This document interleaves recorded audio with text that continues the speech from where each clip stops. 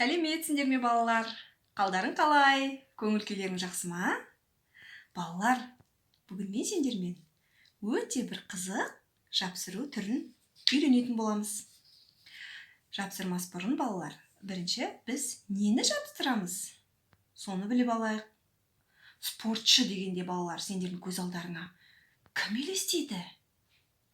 Әрине, денесі шыныққан, доппен жақсы ойнайтын, түрлі олимпиадаларда жеңіске жеткен спортшының бейнесі. Міне, спортшы болғыларың келе ме сендерде? Әрине, барлығымыз спортшы болғымыз келеді екен.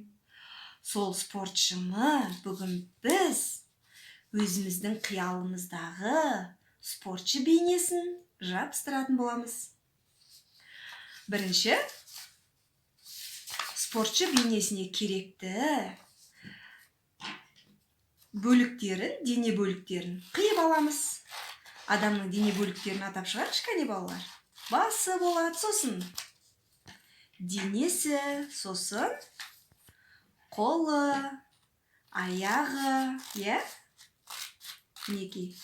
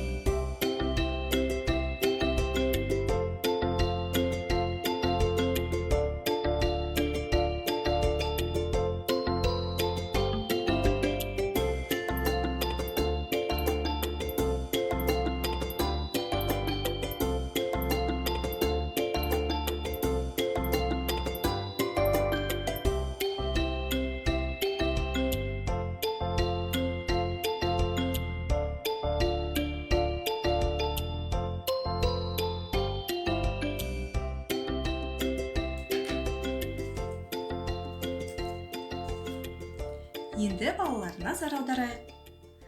Мына спортшының қай қолы жоғары көтеріліп тұр? Әрине, оң қолы. Ал қай қолы төменде? Сол қолы төменде екен. Қолында не ұстап тұр? Доп, әрине. Ал мына спортшының қай қолы жоғарыда? Дұрыс, сол қолы жоғарыда екен. Ал оның қолында не бар?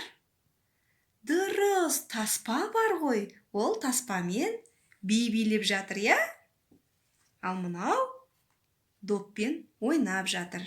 Көрдіңдер ме балалар? Сендер де осылай жасап көргілерің келе ме? Ендеше үйде жасап көріңдер. Қош сау болыңдар.